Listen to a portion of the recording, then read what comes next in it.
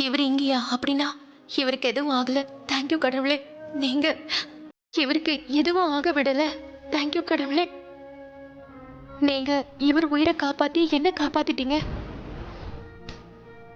தூங்கும் போது இவர் எவ்வளவு கியூட்டா இருக்காரு. ரொம்ப நாள் கழிச்சு தூங்குற மாதிரி இப்ப இவர் தூங்கிக்கிட்டு இருக்காரு.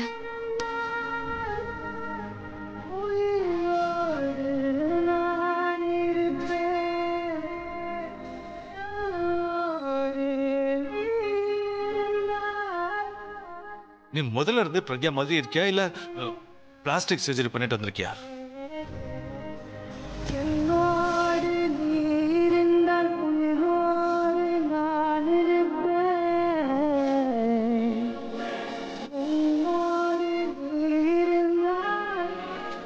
நீங்க வெளியில வேணா நான் பொன்னின்னு சொல்லலாம்.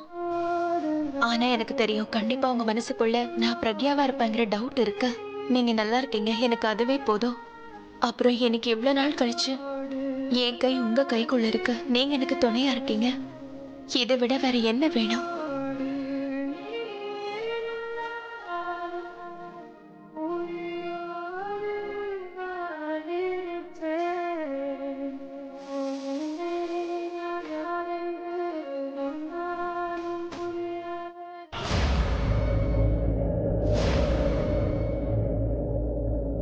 நீ ஏன் என் கையை பிடிச்ச? அது நான் உங்களை பார்த்துக்கிட்டு இருந்தேன். நீங்க நல்லா இருக்கீங்களா இல்லையான்னு. நான் நல்லா இருக்கேன். ஆனா நீ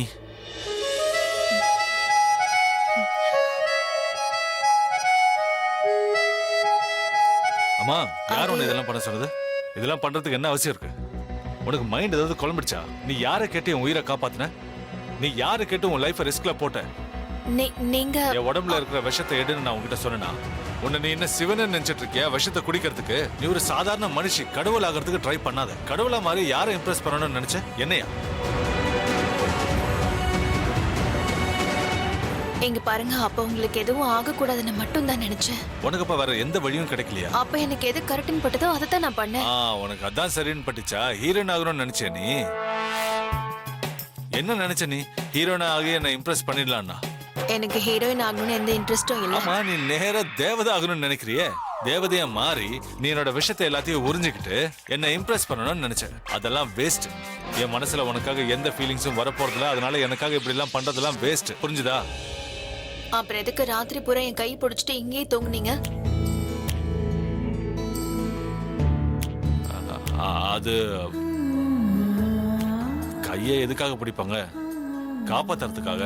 நீ கீழே விழறதா இருந்த, அதனால உன்னை கீழே விழ விடாம நான் உன்னை காப்பாத்துறேன். இந்த பெட்ல இருந்தா? இது இந்த பெட்ல இருந்து யாராவது விழுவாங்களா? ஆமா, ஓவரா பறக்குறவங்க இருப்பாங்கல்ல, அவங்க இந்த பெட்ல இருந்து விழுவாங்க. உனக்கு என்ன தெரியும்? நான் ரூம்குள்ள வந்தப்ப நீ பாட்டு பாடிக்கிட்டு இருந்த. பறந்தாலும் விட மாட்டேங்கிற பாட்டை பாடிட்டு இருந்தேன். அவ்வளவு ஹைட்ல இருந்து விழுந்தா என்ன ஆகுன்னு நீயே யோசிச்சு பாரு. அதுல இருந்து காப்பாத்துறதுக்கு தான் நான் உன் கையை பிடிச்சேன். என்ன அப்படி பாக்குற? ஹலோ, இது பாரு, நான் உன்னை விரும்ப ஆரம்பிக்கல. எனக்கு உன் மேல எந்த எமோஷன்ஸும் இல்ல. நீ என் உயிரை காப்பாத்தினங்கிறதுக்காக நான் உன்னை தலையில தூக்கி வச்சு ஆடுவேன்னு நினைச்சியா? முடிஞ்சிருச்சா? இல்ல, இன்னும் பாக்கி இருக்கு. நீங்க எவ்வளவு பேசுவீங்களோ அவ்வளோ மாட்டிக்குவீங்க. மாட்டிப்பேனா? இந்த நான் என்ன பொய் சொல்லிட்டு இருக்கேன் நான் மாட்டிக்கிறதுக்கு? சரி, எனக்கு ஒரு விஷயம் சொல்லுங்க. நீங்க எதுக்கு இங்க வந்தீங்க? டாக்டரை கேட்கறதுக்கு வந்தேன். நீ உயிரோட இருக்கியா இல்ல டிக்கெட் வாங்கிட்டியான்னு. நான் இன்னும் உன்னை நினைச்சு எமோஷனல் ஆகுறேன்னு மட்டும் நினைக்காத. எந்த ஃபீலிங்ஸும் இல்ல உனக்காக. ஐ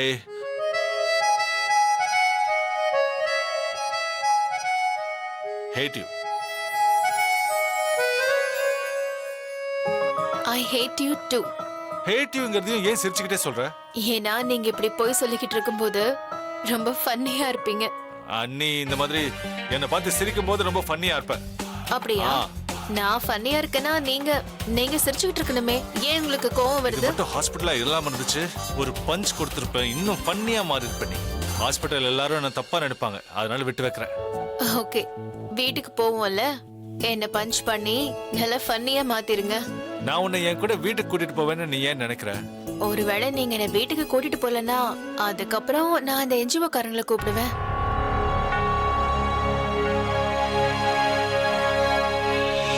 எப்படி வந்தியோ அப்படி வெளியே போயிடு, இல்லனா எக்ஸ்கியூஸ் மீ மிஸ்டர் அபி.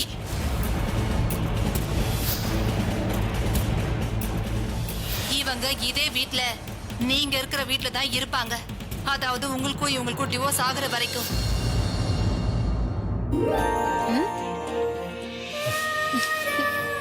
டாக்டர்,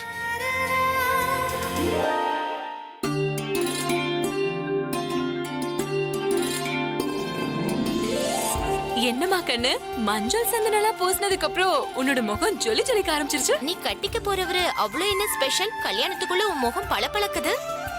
என்ன எதுக்கு கேக்குறீங்க? இன்னைக்கு வருவார்ல, நீங்களே பாத்துக்கோங்க. ஓகே, நாங்களே பாக்குறோம். அவர் வரட்டும் இரு. அதெல்லாம் அப்புறமா பாப்போம். ஆனா நீ ஒரு விஷயத்த ஞாபகம் வச்சுக்கணும். கல்யாணம் சிவிங்க மாதிரிதான் இருக்கும். முதல்ல நல்லா தெத்திக்க தான் செய்யும். ஆனா கொஞ்ச நாள் கழிச்சு லைஃப் புருஷனும் கசக்க ஆரம்பிச்சிருவாங்க. இந்த கல்யாண சந்தோஷம் எல்லாம் கொஞ்ச நாளைக்கு தான் இருக்கும். என்ன த்ரிஷாக்கா, நான் சொல்றது சரிதானே?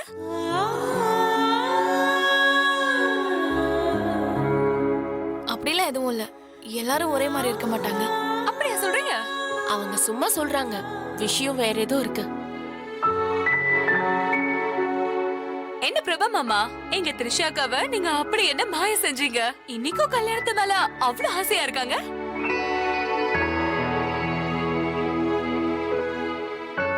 ஆமாக்கா, எங்களுக்கும் உங்க கல்யாண சீக்கிரட் சொல்லுங்களேன். எனக்கும் இப்ப கல்யாணம் ஆக போகுதுல்ல. இவங்க நடுவுல இன்னைக்கும் இது போயிட்டு இருக்கு. நான் பிரபா மாமா கிட்ட பேசியே ஆகணும்.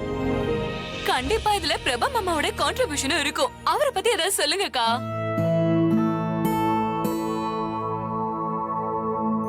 இப்போ எதுக்கு இத பத்தி எல்லாம் பேசிட்டு இருக்கீங்க? சீக்கிரமா மஞ்சள் பூச வேண்டியவங்கள வந்து பூசுங்க. அவர் ரெடி ஆகணும்ல. எக்ஸ்கியூஸ் மீ மாமா, 1 minute.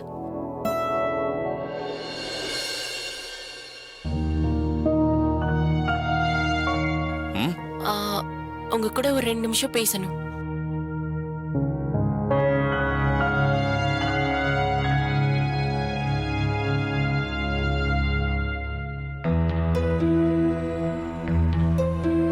மாமா, எனக்கு தெரியும் நீங்க அன்னைக்கு நான் பேசினதை தப்பா எடுத்துக்கிட்டீங்கன்னு. ஆனா என்னன்னு தெரியல, இன்னைக்கு கூட இந்த டாபிக்க பத்தி பேசாம என்னால இருக்க முடியல மாமா. ஏன்னா நீங்க பண்றது தப்பு மாமா. உங்களுக்கு ஒண்ணு தெரியுமா மாமா? பொண்ணு கல்யாணம் பண்ணிக்கிட்டு புகுந்த வீட்டுக்கு போகும்போது அவ வெறும் கனவுகளையும் ஆசைகளையும் மட்டும்தான் கொண்டு போவா, வேற எதையும் இல்ல. அவ எதையுமே எதிர்பார்க்க மாட்டா மாமா. ஒருவேளை த்ரிஷா நடந்ததை எல்லாத்தையும் மறந்து உங்ககிட்ட வரும்போது நீங்க நடந்த எல்லாத்தையும் மறந்து அவங்கள ஏத்துக்க முடியாதா மாமா? த்ரிஷாவை உங்களால மட்டும்தான் சந்தோஷப்படுத்த முடியும், புரிஞ்சுக்கோங்க.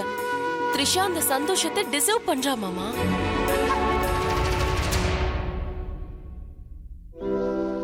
இவர் எங்க போயிட்டாரு? ப்ளீஸ் மாமா, த்ரிஷாக்கு நீங்க அவ சந்தோஷத்தை கொடுங்க.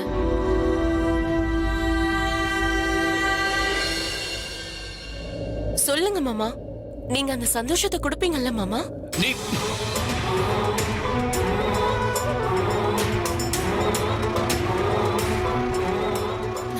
என்னங்க, என்னாச்சு? சடனா எதுக்கு இவ்வளவு கோவப்பட்டு போறாரு? சிந்துஜா, என்னாச்சு? அவர் எதுக்கு இவ்வளவு கோவமா போயிட்டு இருக்காரு? அது ஆக்சுவலி என்னால நீங்க இப்படி இருக்கிறத பார்க்க முடியல. அத பத்தி தான் மாமா கிட்ட பேசிக்கிட்டு இருந்தேன். உங்க கூட அவரு பிஹேவ் பண்ற விதம் அது தப்புன்னு நான் அவர்கிட்ட சொன்னதும் கோவப்பட்டு போயிட்டாரு. நீ என்ன வேலை பண்ணிருக்க சிந்துஜா? இப்படி எல்லாம் பண்ண சொல்லி உன்கிட்ட யார் சொன்னது? த்ரிஷா,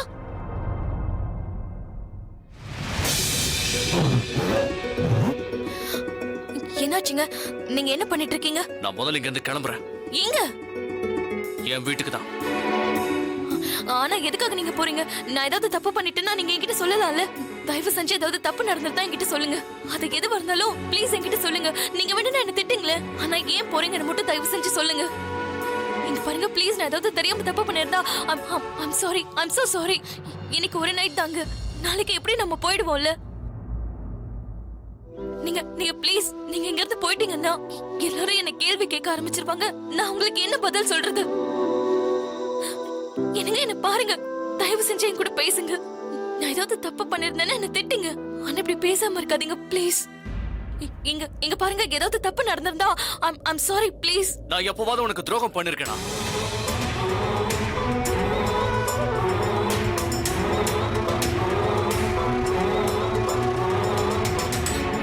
இல்ல உன்கிட்ட எதையாவது மறைச்சிருக்கனா இல்ல உன்னை ஏமாத்திருக்கனா? இல்லங்க, அப்படிலாம் எதுவும் இல்ல. நான் நம்ம கல்யாணத்துக்கு முன்னாடியே உன்கிட்ட சொல்லிட்டேன். அம்மு தான் என்னோட ஃபர்ஸ்ட் லவ். அவ போனதுக்குள்ள எனக்குள்ள லவ்ங்கிற விஷயமே இல்லாம போச்சு.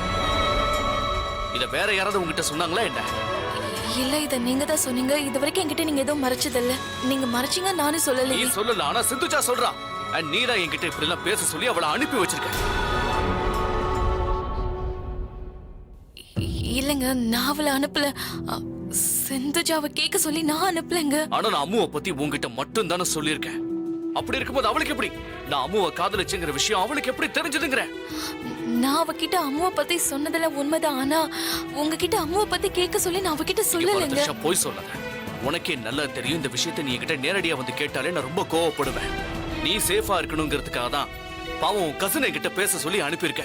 ஒருவேளை விஷயம் பெருசானாலும் பழி ஓ மேல விழாதுல, அதான் அவளை அனுப்பியிருக்க. இங்க பாருங்க, நீங்களே சொல்லுங்க, நான் ஏன் அப்படி எல்லாம் யோசிக்க போறேன்? You know what, Trisha? எனக்கு சிந்துஜா மேல இல்ல ஓ மேலதான் ரொம்ப கோவமா இருக்கு. You really hurt me. இங்க பாருங்க, ப்ளீஸ் நான் சொல்றத கேளுங்க. ப்ளீஸ், என்னால இதெல்லாம் பொறுத்துக்க முடியாது. நான் இங்க இருந்து கிளம்புறேன். எனக்கு ப்ளீஸ் போகாதீங்க ப்ளீஸ். இங்க பாருங்க, உங்ககிட்ட இதெல்லாம் பேச சொல்லி நான் சிந்துஜா கிட்ட சொல்லவே இல்ல. நான் சொல்றத நம்புங்க. இங்க பாரு த்ரிஷா, கல்யாணத்துக்கு முன்னாடி நான் உங்ககிட்ட எல்லாத்தையும் தெளிவா சொல்லிட்டேன். ஆனா இப்ப நீ என்கிட்ட இருந்து நிறைய எக்ஸ்பெக்ட் பண்றங்கிறது எனக்கே புரியுது. நீ என்கிட்ட இருந்து எக்ஸ்பெக்ட் பண்றது அதை என்னால கொடுக்க முடியாது. நான் சொல்றத கேளுங்க. எனக்கு உங்ககிட்ட எந்த எக்ஸ்பெக்டேஷன்ஸும் இல்ல. நான் உங்ககிட்ட எதையும் எதிர்பார்க்கல. நீங்க எனக்கு எதுவும் கொடுக்க வேண்டாம். நீங்க என்ன எப்படி வச்சுக்கணும்னு நினைக்கிறீங்களோ அப்படியே வச்சுக்கோங்க. உங்ககிட்ட எந்த கம்ப்ளைண்ட்டும் பண்ண மாட்டேன். நீங்க மாறணும்னு நான் நினைக்கல. இதுக்கப்புறம் மாறணும்னு நினைக்க மாட்டேன். இங்க பாருங்க, நீங்க எப்படி இருக்கீங்களோ உங்களை எனக்கு பிடிக்கும். I love you.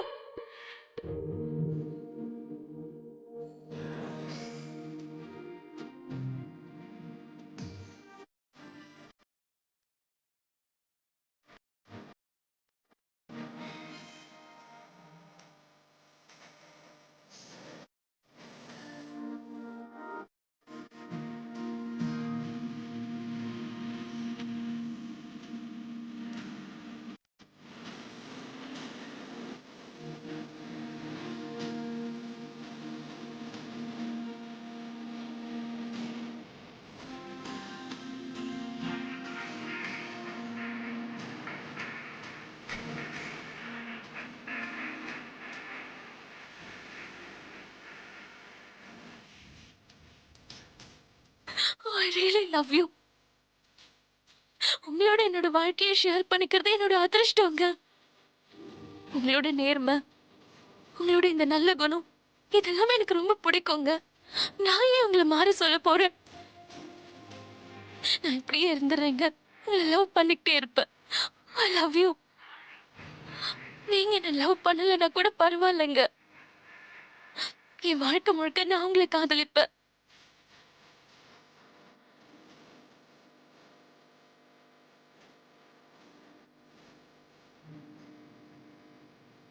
நில்லுங்க.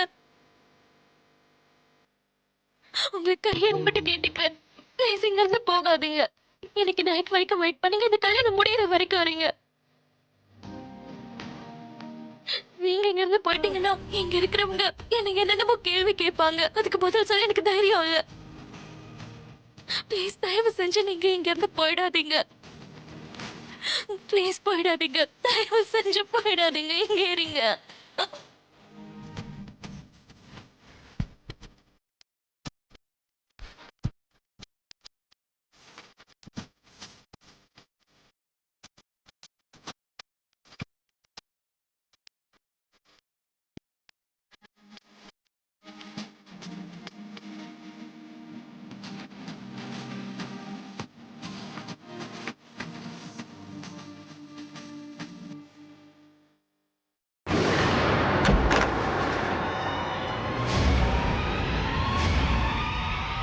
அண்ணே, அவங்க வந்துட்டாங்கண்ணே. நம்ம ஊர்ல தான் இருக்காங்க. அவங்க சொந்தக்காரங்க கல்யாணத்துக்கு வந்திருக்காங்கண்ணே.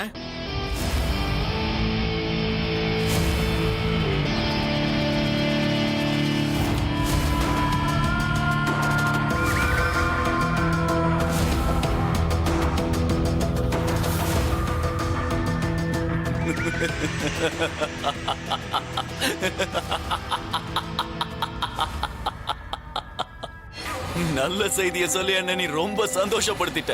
இப்ப என் கழுத்துல போட்டு செயின் இருந்துச்சுன்னா உடனே அதை கட்டி உன் கழுத்துல போட்டிருப்பேன்.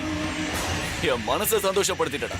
பாத்தீங்கல்ல இந்த காலேஜ் பையனை, இதுக்காக தான் நான் கூட வச்சிருக்கேன். யாரும் இவனை சந்தேகப்பட மாட்டாங்க. இன்னைக்கு நைட் ரொம்ப அருமையான ஒரு செய்தியை இவன் எனக்கு சொல்லியிருக்கான். சந்தோஷப்படுத்திட்டடா.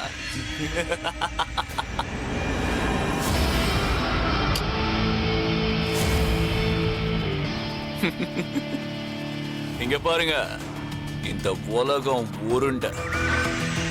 எங்க இருந்து ஆரம்பிக்குமோ எல்லாமே அங்கேயே வந்து முடிஞ்சு போயிடும். இதோ இது மாதிரி திரிஷா என்னோட கல்யாணத்துல இருந்து ஓடி போயிட்டால, மறுபடியும் அவ கசின் கல்யாணத்துக்காக இங்கேயே வந்திருக்கா பாரு. என் ஊருக்காரங்களுக்கு முன்னாடி என்ன முட்டாளாகிட்டு போயிட்டா அவ. நீ ரொம்ப பெரிய தப்பு பண்ணிட்ட திரிஷா. திரும்ப வந்துட்டல, இப்ப நீ எப்படி தப்பிக்கிறன்னு நானும் பார்க்க. சந்தோஷமா இருக்கியா? இந்த தடவை கண்டிப்பா இந்த சங்கர் உன் சந்தோஷத்தை பறிச்சிருவான். நீ மறுபடியும் தைரியமா என் ஏரியாவுக்கே வந்திருக்கல. உன்னை வரவேற்க வேண்டியது என்னோட கடமையாச்சே. உன்னை எப்படி வரவேற்கிறன்னு பாரு. நீ எந்த கல்யாணத்தை பார்க்கறதுக்கு வந்தியோ அந்த கல்யாணத்துல இருந்து உன்னை தூக்குறனா இல்லையான்னு பாரு. என்கிட்ட இருந்து தப்பிச்சு சென்னைக்கு ஓடி போய் அந்த பிரபாவை கல்யாணம் பண்ணிக்கிட்டல. ஆனா மறுபடியும் இதே ஊருக்கு திரும்பி வந்து ரொம்ப தப்பு பண்ணிட்டேன். உங்க 2 பேர் கதையும் முடிச்சிடறேன்.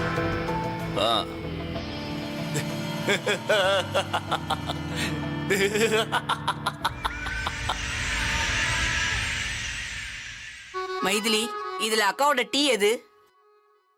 என்ன, எனக்கு தனியா டீயா என்ன? ஆமாக்கா, இதுல சக்கரை போட வேணாம்னு சொன்னேன். இது எனக்கும் தெரியல பாட்டி. இப்பெல்லாம் சக்கரை போட்டாலும் எனக்கு புளிப்பா தெரியுது. ஏன்? இந்து பாட்டி, ஆக்சுவலா இப்போ எனக்கு ரொம்ப டென்ஷனா இருக்கு. இன்னைக்கு திவ்யா குட்டி ஹோம்வொர்க் பண்ணவே இல்ல. அப்படியே ஸ்கூலுக்கு போயிட்டா. ஒருவேளை ஹோம்வொர்க் பண்ணலன்னு டீச்சர் பனிஷ்மெண்ட் கொடுத்திருந்தா, இல்ல என்ன எழுதி அனுப்புவாங்களோ. என்ன எழுதுவாங்கன்னு நான் சொல்றேன். திவ்யாவோட அம்மா எதுக்கும் லாய்க்கு இல்லைன்னு எழுதுவாங்க. உன்னதான் லாய்க்கு இல்லைன்னு சொல்றேன். நானா? தப்பு உன்னோட தானே மைதிலி. எப்பவும் யார் என்ன பேசிட்டு இருக்காங்கன்னு கதவு கிட்ட காது வச்சு கேட்டுக்கிட்டு இருப்ப. இதுக்கு பதிலா நீ பசங்களோட ஹோம்வொர்க்க பண்ண வச்சா நல்லா இருக்கும்ல. இந்து பாட்டி, எப்பவுமே அவளோட ஹோம்வொர்க் நான் தான் பண்ணுவேன். நேத்திக்கு என்ன நடந்துச்சுன்னு உங்களுக்கே தெரியுமே. நீங்களே பாத்தீங்களா எவ்வளவு காரணம் சொல்றானு. பண்டி பப்ளி கூட இவ மாதிரி இவ்வளவு காரணம் சொல்ல மாட்டாங்க. மறுபடியும் ஆகாத விஷயத்த டிஸ்கஸ் பண்றாங்க. இன்னும் 2 நாள் இவங்க பேசுறத கேட்டனா பைத்தியமே பிடிச்சிரும். அக்கா, நீங்க அபிக்கு போன் பண்ணீங்களா? அவன் எப்போ வரான்? அவனுக்கு நான் போன் பண்ணப்போ அவன் பொண்ணிய கூட்டிக்கிட்டு வீட்டுக்கு வரேன்னு சொன்னான். ஆனா பேச ரொம்ப நேரம் ஆச்சு. ஏன் இன்னும் வரல? என்ன ஆயிருக்கும் அவனுக்கு? பாத்தியா, நான் தான் உங்ககிட்ட சொன்னல, அபி அந்த பிரக்யாவை, ஐ மீன் அந்த பொண்ணிய வீட்டுக்கு கூட்டிட்டு வருவான்னு. நம்ம ஹாஸ்பிட்டல் போலான்னு சொன்ன, ஆனா நீதான்.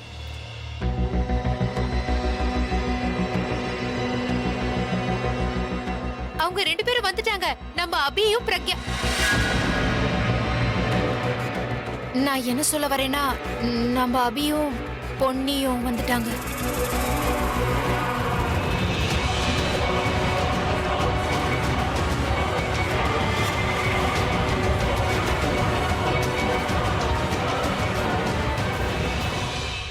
பாப்பா அபி வா. விடு அபி, இவளை நான் பாத்துக்கிறேன். ராணி, நான் பாத்துக்கிறேன். Welcome back sir. Welcome ma'am. இப்போ உங்க உடம்பு எப்படி இருக்கு? பாத்தியாம்மா, நான் உனக்காக கடவுள்கிட்ட வேண்டிக்கிட்டேன். கடவுள் உன்னை நல்லபடியா காப்பாத்தி வீட்டுக்கு கூட்டிட்டு வந்துட்டாரு. கடவுள் என் வேண்டுதலை கேட்டுட்டாருமா.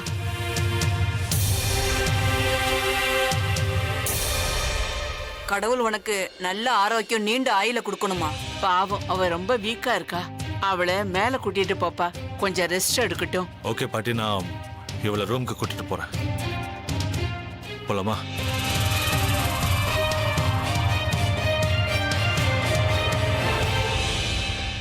இவ பிரக்யா மாதிரி நடிக்கிறேங்கிற பேர்ல அப்படியே பிரக்யா பண்ற மாதிரி எல்லாத்தையும் பண்ணிட்டு இருக்கா பிளடி பொண்ணு. அது எல்லாமே ஓகே தான் ஆலியா. ஆனா உங்க ஃபேமிலிக்கு என்னாச்சு? இவள அவங்க எப்படி வெல்கம் பண்ணாங்கன்னு பார்த்தல. ஆரத்தி மட்டும்தான் இவங்க எடுக்கல. இதே மாதிரி போயிட்டு இருந்தா ஒரு நாள் நாமளும் அவ முன்னாடி கை கட்டி தான் நிக்க போறோம். I'm not kidding. இவங்க 2 பேரும் அப்பவே செத்து போயிருக்கணும். இப்ப திரும்பவும் வந்திருக்காங்க. அப்புறம் அந்த பிரக்யா என் வழியில இருந்து எப்ப அவ போவானே தெரியல. இவ இவ்ளோ வீக்கா பெட்ல இருக்கும்போதே நான் என் வேலையை முடிச்சிடணும். அவ மட்டும் குணமாயிட்டா கண்டிப்பா என் பிளான ஃப்ளாப் பண்ணிடுவா.